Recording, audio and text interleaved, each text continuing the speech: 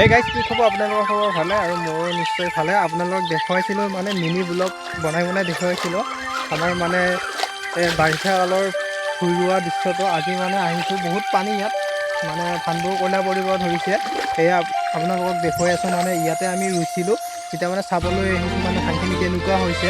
আগতে এইখিনি জেগাত মানে আমি ৰোৱনি কৰি গুচি থৈ গৈছিলোঁ। এইখিনিত মানে পানীয়ে আমাক মহতাই লৈ গৈছে আৰু বাকীখিনি এইখিনি হৈ আছে। আৰু বৰ্তমান এইবিলাক আমি ৰুইছিলোঁ, এইখিনি ভাল ধান বেয়া হোৱা নাই, বৰ্তমান ভালে হৈছে। কয়া কয়লা পৰি পৰি গৈছে সেইবিলাক। আৰু আপোনালোকক দেখুৱাই আছোঁ এইটো আপোনাৰ হ'ল সিফালৰ কাষত এটা ডোং এটা আছে, ডোংটো দি পানী যায়, সেই ডোংটো দি পানী নাযায়, এই ডোংটো দি পানী যোৱা হৈছে। মানে ইমান পানীৰ ধাৰ। এইখিনি জেগাত আমি ৰোৱনি কৰি থৈ গৈছিলোঁ, কিন্তু এই জেগাখিনি একদম আপোনাৰ চিজিল কৰি থৈ দিছে একদম। এইখিনি আমাৰ ইয়াত কৰে 3 বিঘা মাটি আছে, আৰু আপোনাৰ এই তাতে আছে আপোনাৰ 3 বিঘা, তাতেও দেখুৱাই আছোঁ।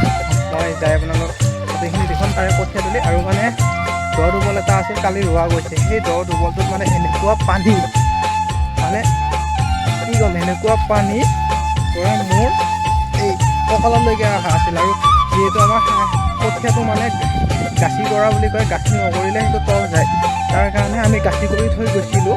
মানে গাচি কৰা কঠীয়াখিনি কালি মানে তুলি পেলাই ৰোৱনি কৰিছে। ইমান ধুনীয়া হৈছে মানে গাচি কৰা কঠীয়াখিনিও মানে দুবলটোত।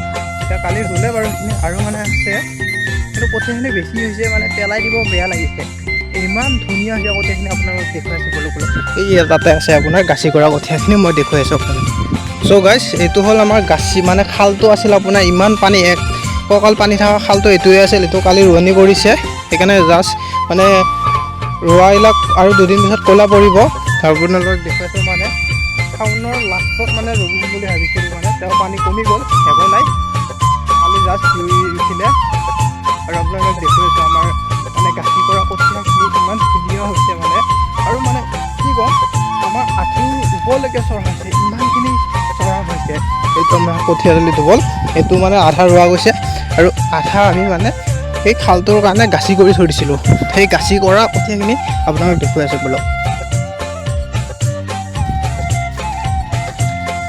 তো গাইজ, বৰ্তমান পাই গ'লোঁ, এইখিনি হৈছে আমাৰ গাচি কৰা কঠীয়া। আপোনালোকে চাওক ইমান চৰা হৈছে।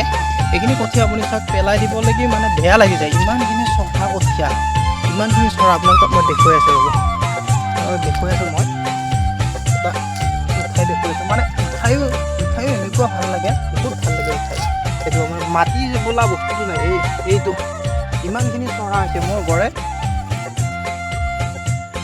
আপোনাৰ আঁঠুৰ ওপৰলৈকে, গড়ে দাপানালৈকে আহে চৰাটো, চাওক আপোনালোকে ইমানখিনি চৰা হৈছে। মানে এইখিনি বৰ্তমান ইয়াত বাকী থকাখিনি ৰুই দিম। ৰুই দিয়াৰ পিছত দেখা যাব আৰু ক'ত মানে কিনকৈ মিলাব পাৰি। যদি আৰু ক'ৰবাত আমাৰ চৰা মাটি আছে, যদি তাতে পানী হৈছে, তেতিয়া তাতে হ'লেও ৰুই দিম। বলক